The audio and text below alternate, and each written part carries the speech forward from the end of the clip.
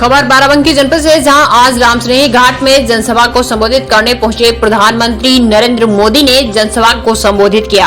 आपको बता दें, प्रधानमंत्री नरेंद्र मोदी ने अपने संबोधन की शुरुआत भारत माता की जय से की। साथ ही लोधेश्वर महादेव के साथ भगवान श्री राम का उल्लेख भी किया, जिसके बाद जनता को प्रणाम कर सभी से भाजपा की सरकार बनाने की अपील की। इस दौरान प्रधानमंत्री नरेंद्र मोदी ने और क्या कुछ कहा, देखिए यह रिपोर्ट।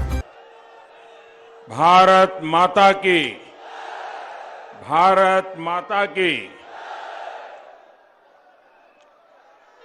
लोधेश्वर महादेव के पावन भूमि बाराबंकी और भगवान राम की सुहावनी अवधपुरी अयोध्या के लोगन का हम हाथ जोड़कर प्रणाम करित है।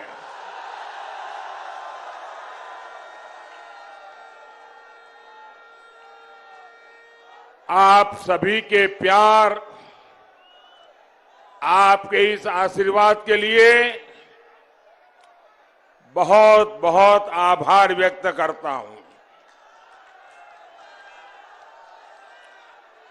मैं हेलीकॉप्टर से देख रहा था, जितने लोग यहां हैं उससे ज्यादा लोग बाहर हैं।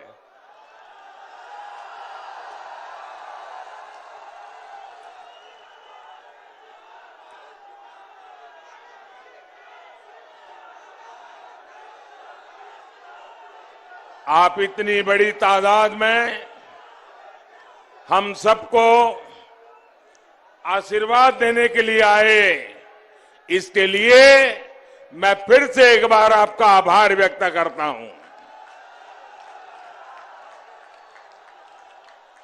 ये ऊर्जा, ये उत्साह सिर्फ बाराबंकी और अयोध्या तक ही सीमित नहीं है,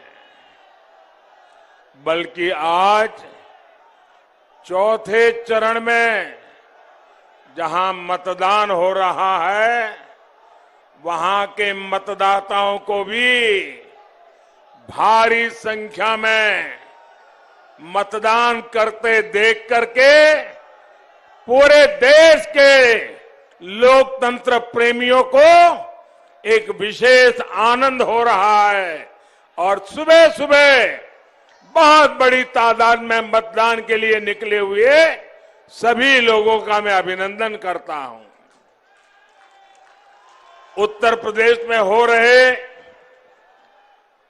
ये चुनाव यूपी के विकास के साथ ही देश के विकास के लिए भी उतने ही महत्वपूर्ण है। क्षेत्रफल के हिसाब से भले ही यूपी देश का 7% हिस्सा हो, लेकिन आबादी को देखें तो भारत की 16% से ज्यादा जनसंख्या ये हमारे उत्तर प्रदेश में है। इसलिए यूपी के लोगों का विकास भारत के विकास को गति देता है। यूपी के लोगों का सामर्थ्य भारत के लोगों का सामर्थ्य बढ़ाता है। लेकिन भाइयों और बहनों, यूपी में इतने दशकों तक जिन गौर परिवारवादियों की सरकारें रही, उन्होंने यूपी के सामर्थ्य के साथ इंसाफ नहीं किया। इन गौर परिवारवादियों ने यूपी के लोगों को कभी खुलकर अपना सामर्थ्य दिखाने का अवसर ही नहीं दिया। जब सामान्य मानवी, जब हमारा गरीब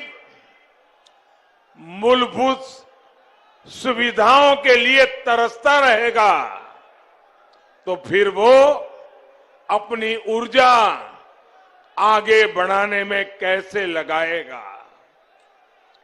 ये घोर परिवारवादी जानते थे कि अगर गरीब के पास उसका घर हो गया, घर में शौचालय बन गया, अगर गरीब के घर में बिजली पहुंच गई, गरीब के घर तक सड़क पहुंच गई, तो फिर ये घोर परिवारवादियों के घर के चक्कर कौन काटेगा, उनके पास कौन जाएगा। ये घोर परिवारवादी चाहते हैं कि गरीब हमेशा उनके चरणों में रहे, उनके ही चक्कर लगाता रहे। हम गरीब की चिंता करते हुए उनके जीवन से मुश्किलें कम करने का काम कर रहे हैं और इसलिए आज यूपी का गरीब भाजपा के साथ डटकर खड़ा है, एकजुट होकर चुनाव के हर चरण में भाजपा को आशीर्वाद दे रहा है। इसलिए ये लोग बौखलाए हुए हैं, यूपी के लोगों को भ्रमित करने की कोशिश कर रहे हैं, लेकिन इन्हें पता नहीं है कि बीजेपी की जीत का झंडा आज यूपी के गरीब ने खुद इस झंडे को उठा लिया है।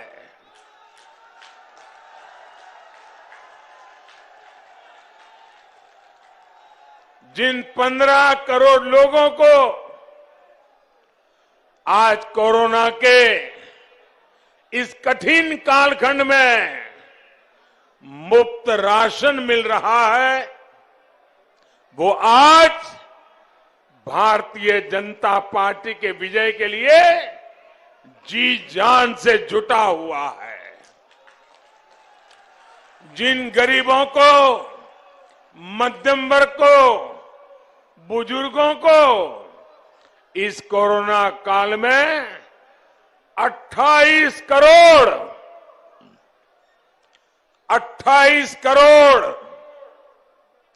मुफ्त टीके लगे हैं, वो भाजपा के प्रतिनिधि बनकर उसकी जीत सुनिश्चित कर रहे हैं।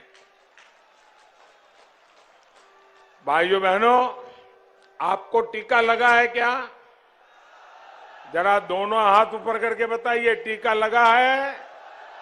आप सबको टीका लगा है? आपको कोई पैसा देना पड़ा क्या? आपके जेब से 1 रुपया भी गया क्या? अब मुझे बताइए, 28 करोड़ लोगों के जिंदगी में इतना बड़ा सुरक्षा कवच दिया, तो वो मोदी को आशीर्वाद देगा कि नहीं देगा? भरपूर आशीर्वाद देगा कि नहीं देगा? तकलीफ उनको इसी बात की है। यही कोरोना वैक्सीन है जिनके कारण आज हमारे युवा स्कूल कॉलेज जा पा रहे हैं, व्यापार कारोबार चल पड़ा है, और इसलिए यूपी कह रहा है, आएगी तो भाजपा ही, आएगी तो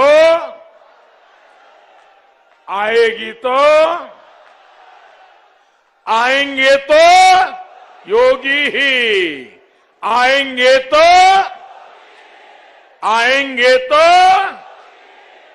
भाइयों और बहनों, यूपी का सामर्थ्य बढ़ाने में यहां की 10 करोड़ से अधिक हमारी बहनों बेटियों की बहुत बड़ी भूमिका है। अगर हमारी बेटियां, हमारी बहनें जकड़ करके रहेगी, बंधन में रहेगी, उनका जीवन अगर मुसीबतों से भरा रहेगा तो यूपी तेज विकास की गति प्राप्त नहीं कर सकता।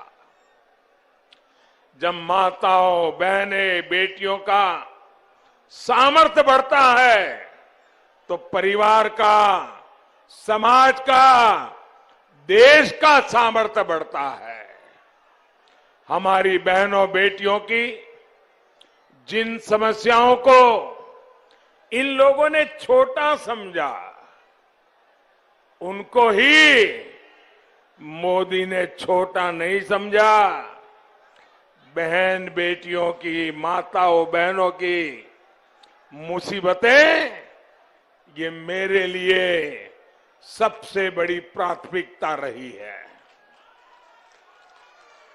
घर और स्कूल में शौचालय हो, गैस कनेक्शन हो, बिजली पानी कनेक्शन हो, गर्भावस्था के दौरान हजारों रुपयों की सीधी मदद हो, ऐसे हर काम को हमने पूरे मन से, पूरी लगन से किया।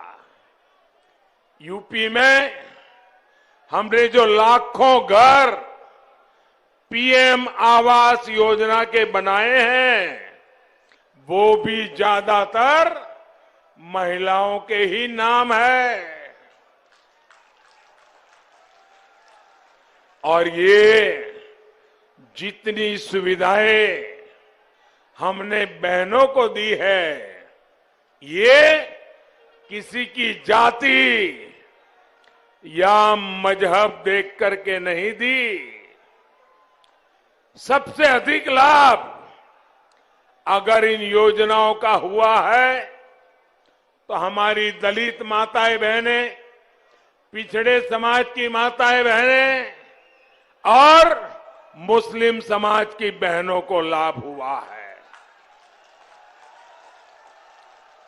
अस्पतालों में